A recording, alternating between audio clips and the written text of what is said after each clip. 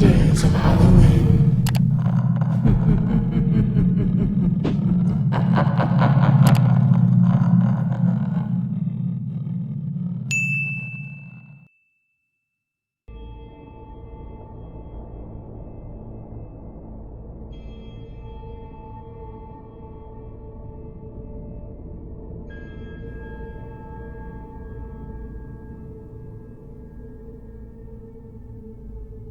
If you search long enough and hard enough, you can uncover countless ghost stories from nearly any location you can think of.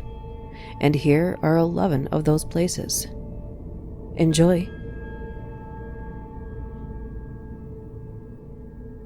Birmingham, Alabama was founded in 1871, 5 years after the Civil War, and with it, the need for tons of pig iron to fix America's crumbling infrastructure.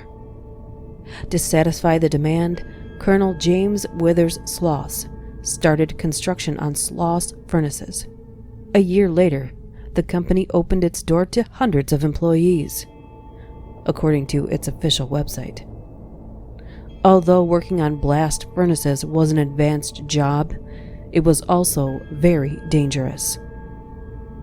The danger was soon realized, as many workers started being incinerated in the furnaces and falling to their deaths. Conditions only worsened in the early 1900s after a cruel foreman named James Slag Wormwood took a job at Sloss.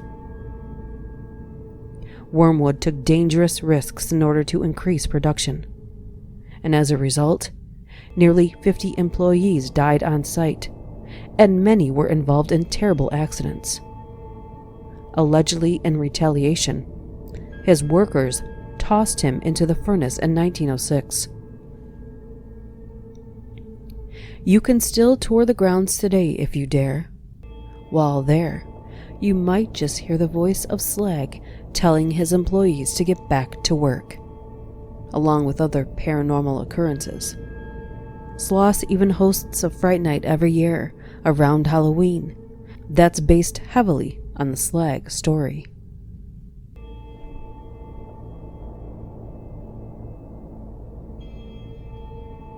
The Dakota, an apartment building in New York City, has been home to many rich and famous residents since it opened back in 1884.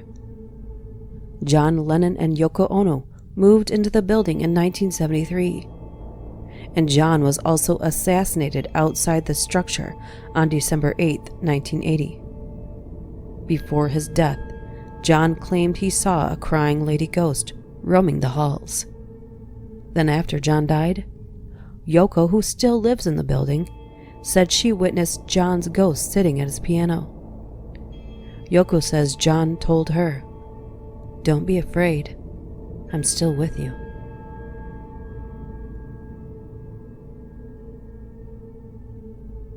If you're a scary movie lover, you might actually know about the Blair Witch.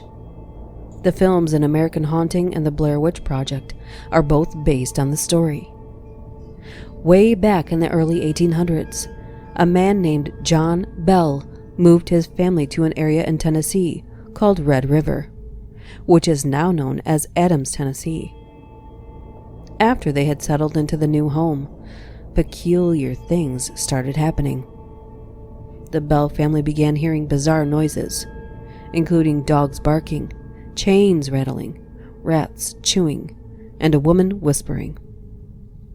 Soon that woman became known as the Bell Witch, and many people believe she's the ghost of a former neighbor of the Bells, Kate Batts.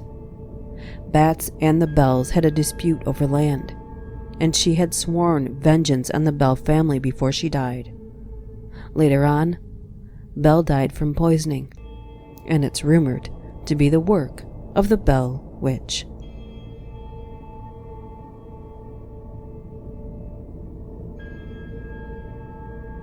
Spend the night in the haunted Crescent Hotel in Eureka Springs, Arkansas, which opened in 1886.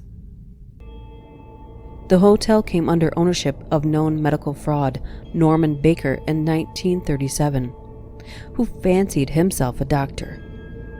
He turned the hotel into the Baker Cancer Hospital claiming to have the cure for the disease. He obviously did not. Patients who died under his care were buried right in the hotel's basement, which served as a makeshift morgue. He was arrested in 1940, but his patients' spirits are said to still remain. Since the hotel is still open, guests often say they see apparitions and hear noises during their stays.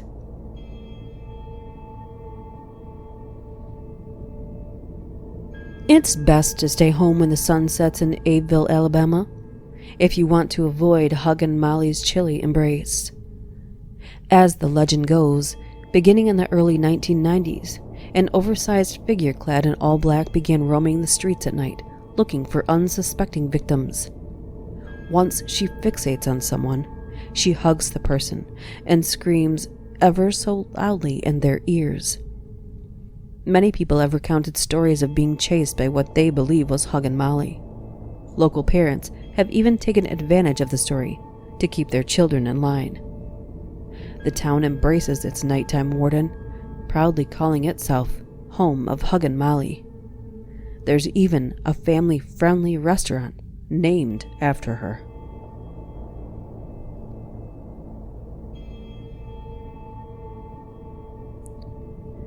The Surnsey clan began experiencing paranormal activities in present-day Surnsey, Georgia, in the 1870s. Family members reported witnessing objects soaring across rooms, hearing laughter and crying, and seeing red eyes staring into the house. Food was thrown from their plates, and utensils twisted into unusable shapes. The townspeople speculated that these occurrences were cries for help from spirits who thought the family would be able to save them. On the day the family finally decided to leave the house, a fire iron allegedly floated up and started hitting one of the sons on the head. No one was ever brave enough to live in the house again, and the building went up in flames in 1925.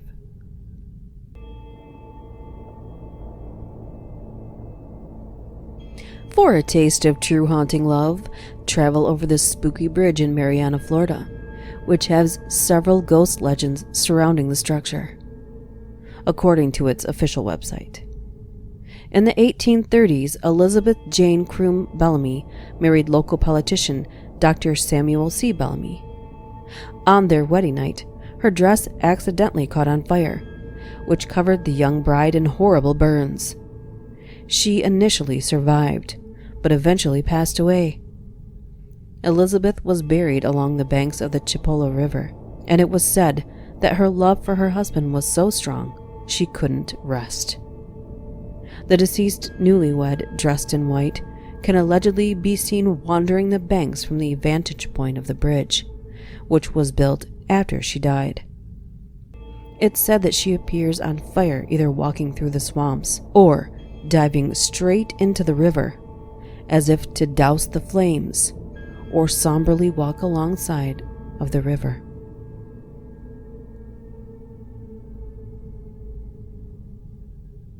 May 20th, 1922.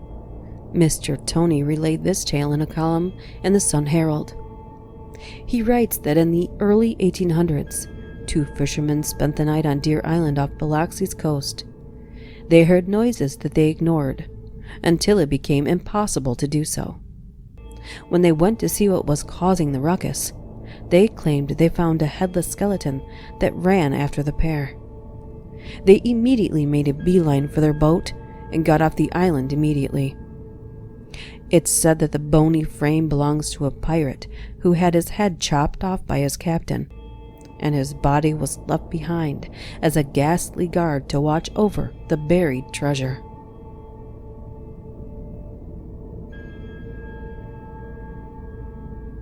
Outside of St. Louis lies Zombie Road, a hotbed of ghostly activities.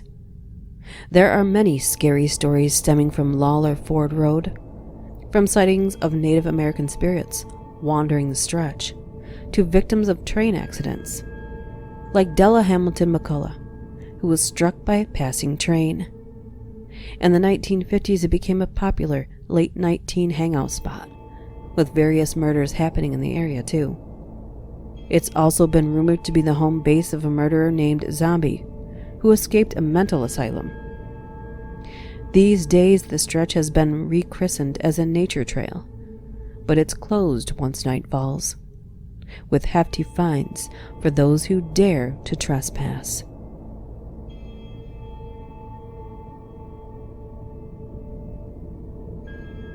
This one's a regular murder mystery turned ghost story. According to Atlas Obscura, in the early 1900s in Weatherford, Oklahoma, Katie DeWitt James left her home with her baby after she filed for divorce from her husband. She planned to move in with her cousin, but her family never heard from her. After an investigation, it turned out that she moved in with local prostitute, Franny Norton. She was last seen leaving the house with Franny and her child in a carriage. Franny returned with the child, who was covered in blood, but without Katie. Her body was found later, along a nearby creek, with her head cut off. It was rumored that her ex-husband had killed her with Franny's help, but Franny claimed she wasn't involved in Katie's death. But on the day she was supposed to be questioned by the police, she poisoned herself. Katie's still around, though. She allegedly appears as a blue light floating around town, and people have reported hearing a woman looking for her baby and the rolling sounds of wheels.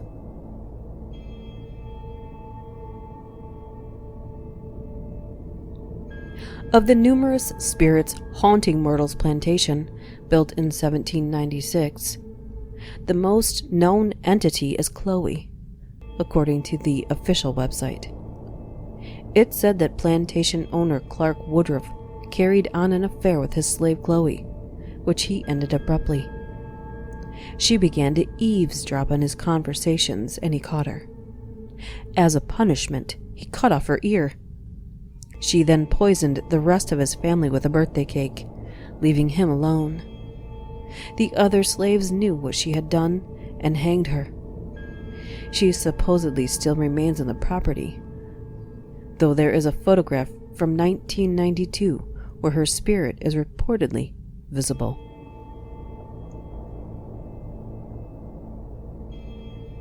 I don't know about you, but this sounds like an excellent reason to plan a very extended road trip.